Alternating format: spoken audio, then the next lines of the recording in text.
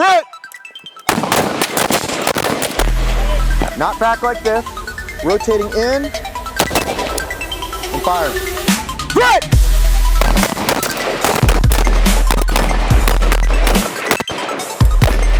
True, you have more training within these 6-7 hours than most people who own an AR-15 in this country do. All right, if you run out of ammo, reload. I can just lift the weight off the gun and pull, and all of a sudden it tightens. When I want to loosen it, I just do that, right? We're gonna want to fix your sling. You see how you're coming underneath? Safety comes on. I'm gonna break my weapon off my shoulder. I come up, comes back on. Okay, same thing when I'm kneeling. My safety comes on. I break the weapon off the shoulder to get in that supported position.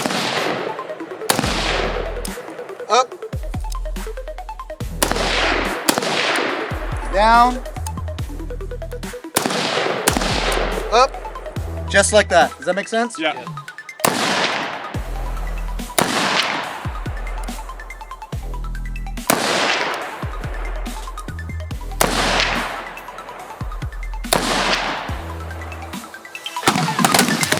Stand up! Stand up! Make sure that safety goes on!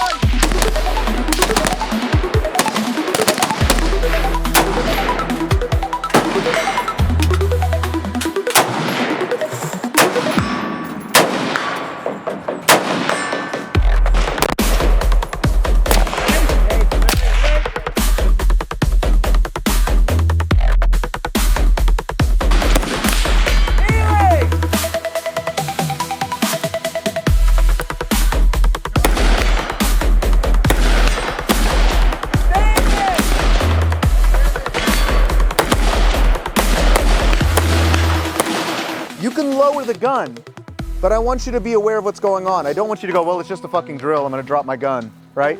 Bang, bang, go back to low ready, scan and look, because you never know if that dude's getting back up and hitting you.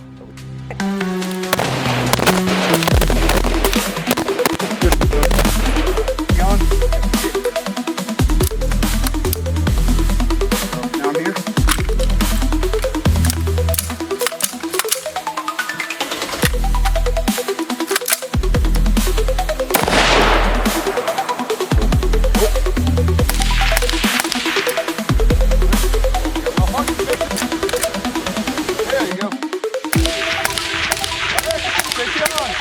So it's a lot of information packed into a short day, but it's all the essentials. It's all the stuff that if you know how to do all this stuff, you can run a rifle. Put him down! Go! Tap right, tap right, tap right! All right, keep going. Come on, come on, come on. Kneel. Hey, señor. Hey.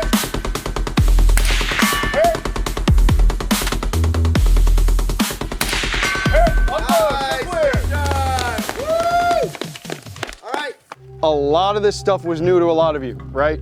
But you mastered it, you got a hold of it, you know what you need to work on when you get home. It takes time. So if you don't use it, you lose it. Make sure you're practicing. Just adding that stress component really throws you off your game, going from being able to take your time, which again is something you're going to have to do when if and when you got to use this in a real life situation. It's 22 years since I picked up shot a rifle.